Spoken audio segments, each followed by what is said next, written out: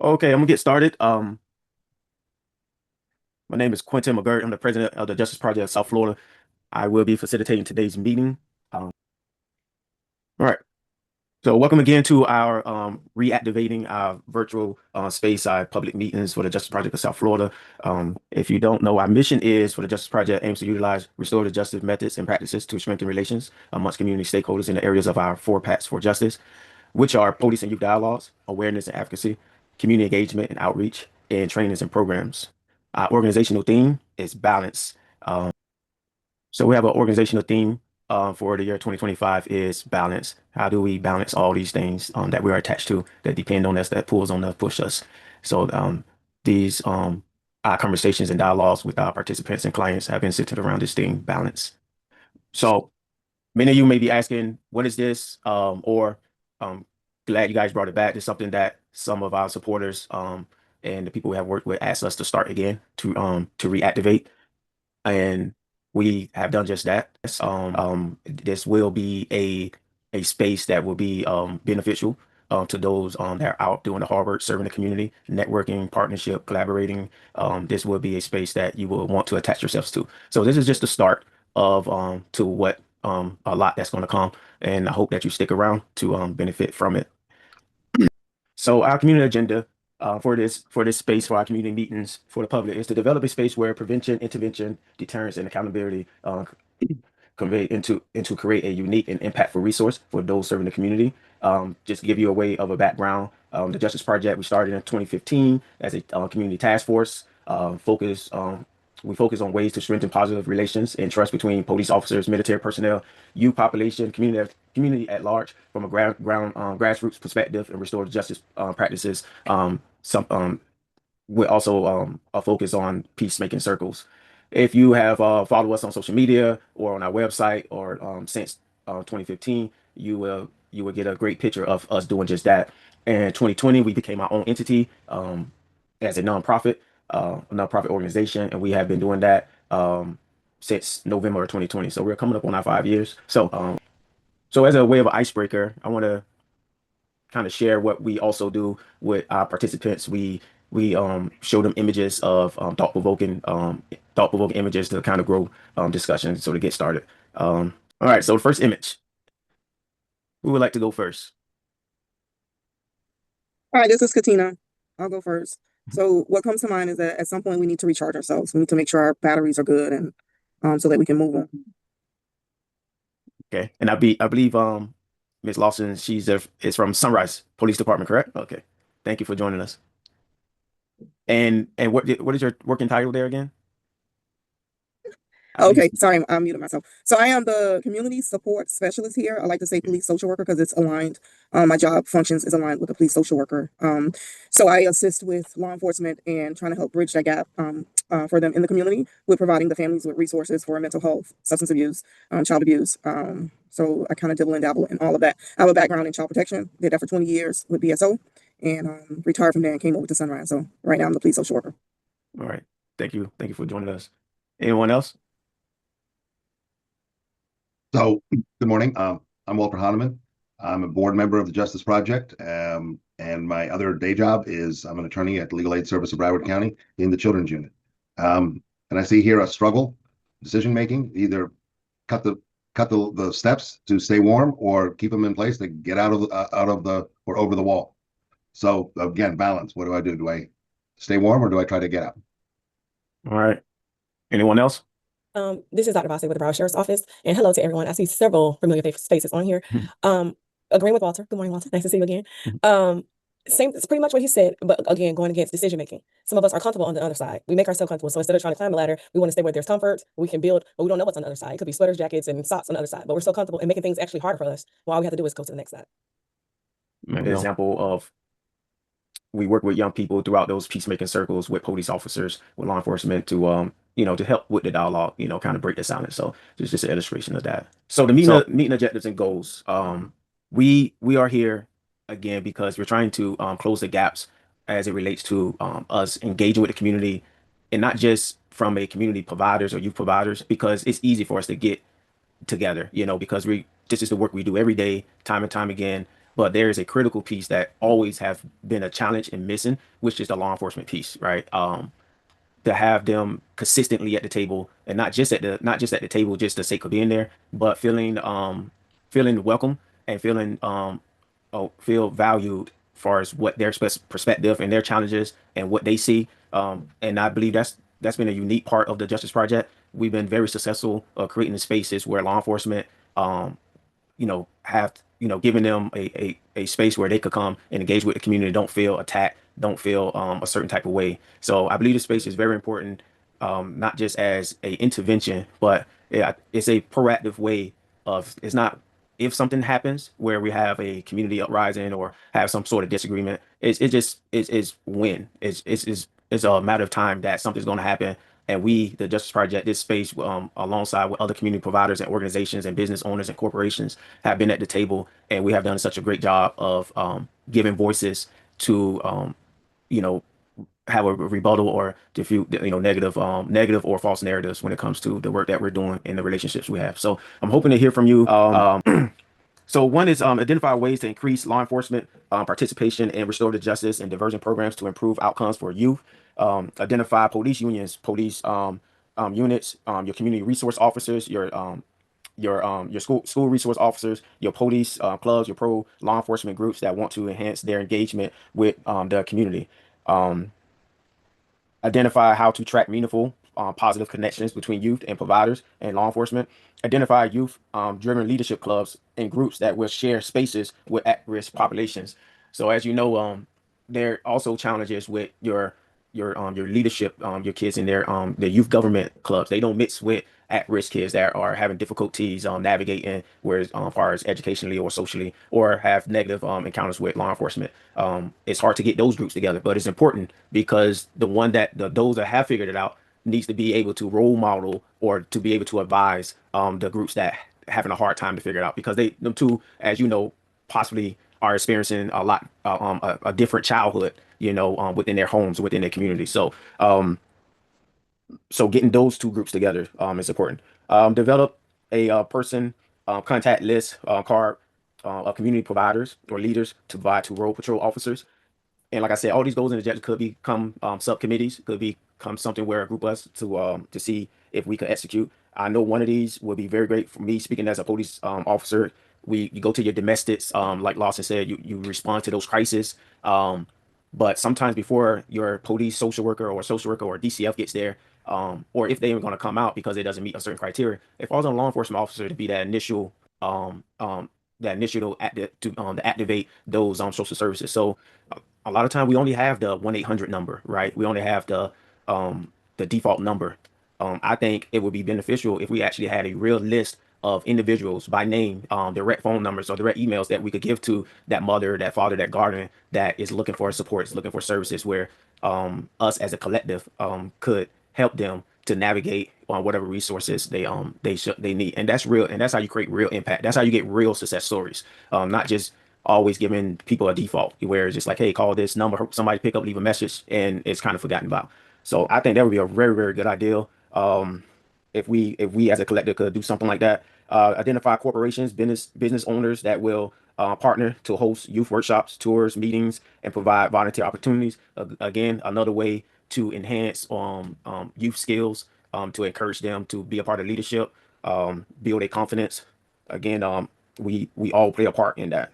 Identify areas for joint programs, events, and resource sharing. Identify workshops for new officers on youth development, trauma, culture, competence. Sorry, I'm So driving to Orlando. So thank you for that.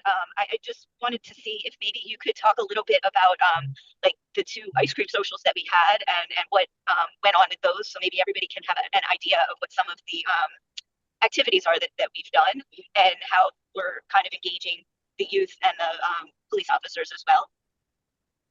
yes, I can. I can bring a picture So up right now. we partnered with 2 of the police athletic leagues over the summer to do peace circles.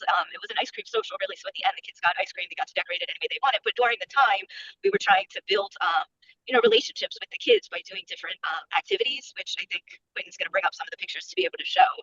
But the kids really enjoyed it, and it was a great way to interact with them in a positive way.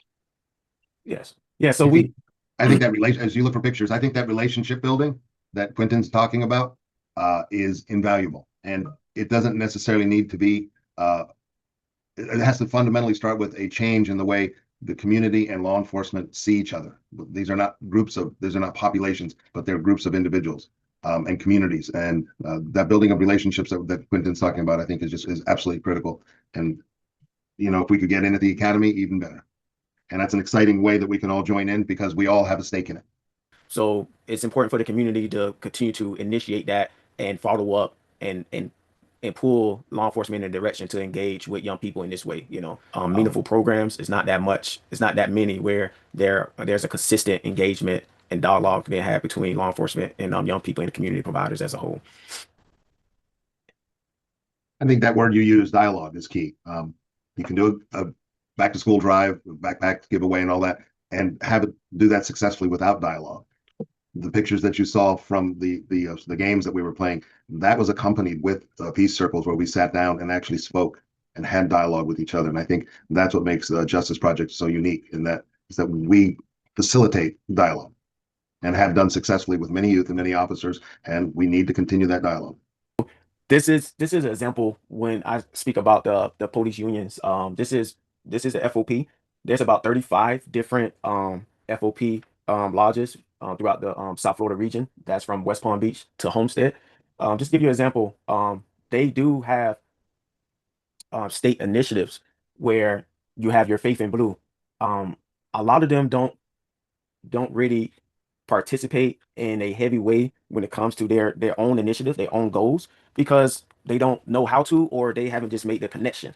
And it's great, like Walter said, you could have your law enforcement piece, your 1 or 2 officers or 3 officers that, for whatever capacity you work in, that consistently shows up and engage. But there's a burnout, or there is a deadline to that, because once they transition, or God forbid they get hurt or fall ill, you kind of lose that resource. So what we want to, and we speaking a lot about law enforcement, but again, it's easy for us as a community to come together. It's easier for us to see the value. It's easier for us to attach it to our within our day-to-day jobs and functions, but that's not the same when it comes to law enforcement. So I hope you can read this. So this is one of the initiatives, Faith in Blue, where they help to, as the heart of the Faith in Blue is building bridges through locally organized activities. When you have your places of worship and law enforcement and community as a whole, far as with marches, walks, picnics, other athletic events. These are the Real quick, this is what I was waiting on to talk about at the end, to see how you all can partner, because my agency, my unit specifically, we're prepping for Faith in Blue, which is next month, the 11th to the 14th, Faith in Blue weekend. Yep, November. It's in October. Faith in Blue weekend is in October. October, yes. I'm sorry, my camera is on. And we're in the I can process stop of sharing. Okay, I'll stop sharing for they can see your face. Oh, All right, go. You're fine. So our agencies, well, my unit, of course, we're in the process of planning for Faith in Blue. We're just bouncing off ideas, nothing set in stone. But if us as an organization, as a team, has something and you want the sheriff's office to be a part, let me know, because we are planning that weekend. So if we do come up with something as part of the Justice Project, BSO, as of right now, we're open to some things. And also, if we do plan some activities, we'd love for you all to come as well. But yes, we are in the process of getting ready for Faith in Blue. It's pretty huge. I don't know if any other agency has really participated in that weekend to that extent.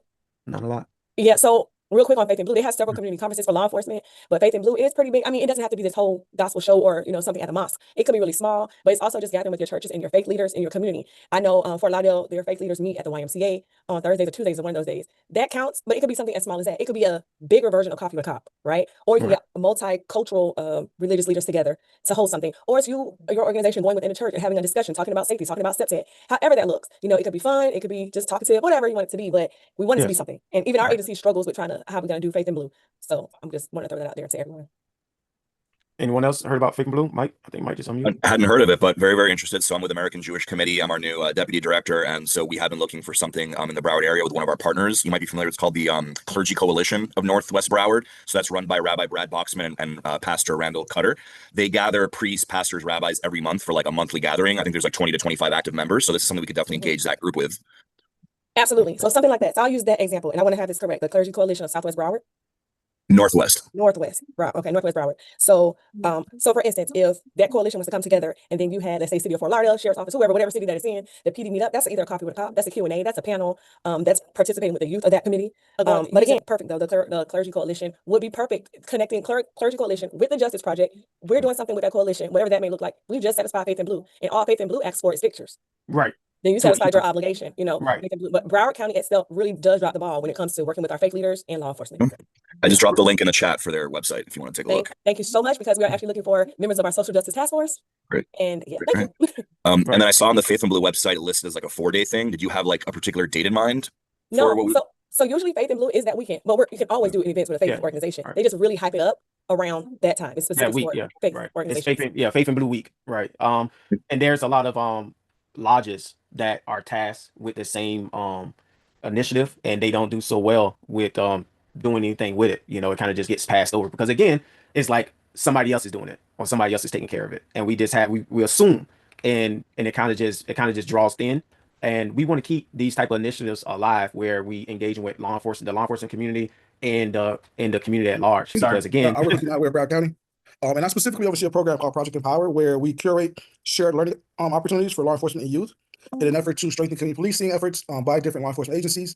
The activities that we curate is intended to not only enhance the community policing efforts, but also engage officer de-escalation tactics to increase the social emotional awareness of our youth.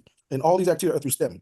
So going back to the Faith in Blue, if you guys have any ideas of a STEM activity that we can bring, that is something through this program that we can help curate. I have a few partners in the community who are great in creating the space for STEM activities, where the kids are not only engaging with law enforcement in these activities, but they're learning about the different aspects of STEM. We talk about crime, we talk about the uptake of crime, but the biggest reason behind it is because a lot of these kids don't have anything to do.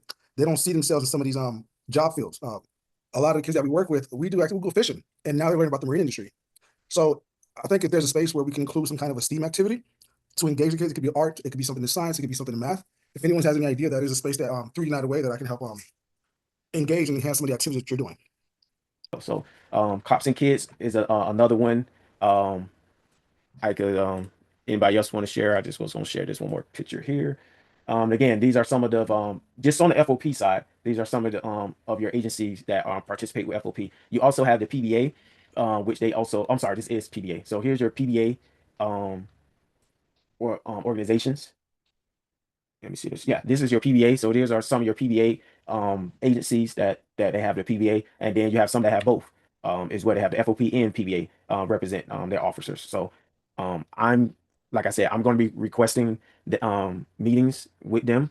Again, a lot of the unions don't know that there's a resource out there that they could tap into to be able to do the Faith in Blue, the Cops and Kids on a continuous basis, not just when it's time to give out a toy or time to give out Thanksgiving, that they could continue to have officers or representation when we have spaces like this, when we have meetings at the police academies and stuff, or when we have other activities going on, that these spaces are also open to them to engage. So I don't want to go too much over our time, but again, we could, the point of this is share this space with like-minded people that want to see some of the same things we want to see, and trust me, there's many out there. So again, this is an open space that the Justice Project is hosting, and we're going to be tasked with to making sure that it's sustainable and that we find other meeting spaces, not just online, because again, although Zoom is convenient, it really does not help strengthen the partnership and the relationships that are needed to keep this growing and keep it here. So we definitely are going to be looking for that. If you feel that your agency or organization will host meetings or host anything, please reach out. I will. So here, it will be here on the public community meetings, and they'll bring you here, and we'll have the minutes here. Okay. The same link that I shared with the at the top of the meeting is the same link. So that's where the minutes will be. Let me see here. Any last comments or thoughts as right now I have Faith in Blue as a follow-up task. Also the police academy deans. I want to start getting in touch with them. Like I said, I have a pending meeting with Broward. Clergy And also- Coalition. Clergy Coalition. Can you write down that email? Right. And then the police unions. I would start with PBA. I mean FOP.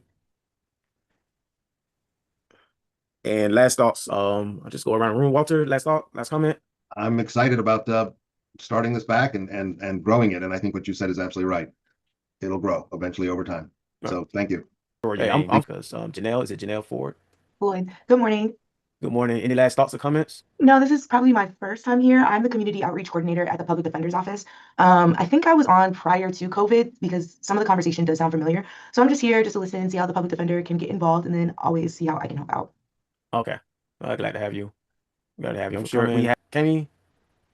Hi. No, I thought it was a good conversation. I thought it was a great group of people that were on here that really could connect us with some, great events and opportunities, especially I know for us with Memorial, with some of my programs, I'm actively looking for, some police dialogue and peace, circles and stuff to happen. So I'm looking forward to some of those opportunities in the future. Right. Ms. Lawson, any last words, comments?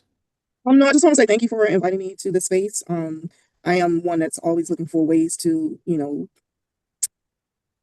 engage in an authentic way, showing up consistently. So I think the conversations that we had here is kind of rejuvenating me, getting my brain to going in ways I can help my law enforcement agents, fellow people here, with really engaging, especially with our youth, because it's a need. So Right. thank you for inviting me again. No problem. Again, like you said, the youth, it's right now they find a lot of TikTok trends, with the thefts, stealing cars, doing a lot of little goofy little stuff. So, and the patrol officers, our law enforcement, they not always have the creativity or the time or the space to kind of seek out other alternatives. So again, that's why it's important for have this space where we could connect and make sure that we make those options available, and we don't have any misfortunes where that will cause South Florida and especially Broward County to be on national news. So let's see. Jasper, last thought, comment. All right. Good afternoon, everyone. No, thank you for the invite. Truly do appreciate it. Prior to COVID, we were very active here at the Miramar Police Department. I don't know if I introduced myself. Sergeant Sajora, I'm in charge of our community resource unit. We were very, very involved. As a matter of fact, I think we did some circles with the Memorial Healthcare Systems. We did some work with the Public Defender's Office when we were up and running. And obviously, it just seems like communication and some things just kind of fell off. But I'm happy to be a part of it, and we'll be involved. I will stay on. But thank you again for help, for hanging out with us, dropping in again, same time, next month. If there is a change, far as in where the meeting will be, we will give notice, before that happens. So if we're doing like a in-person meeting, we'll give plenty of notice, for you guys to adjust your schedules. I will stay on. If anyone have any other questions or comments, I stay on for a little bit for you to ask me that as well. Walter, can you stay on as well? I don't know who else is here. Yeah, Walter, can you stay on as well? Just a couple of minutes after everybody logs off, to see if anyone has anything. All right. Thank you again, guys, and we'll follow up. Thank you. Have a great day. Thank you. Have a great day. Great time.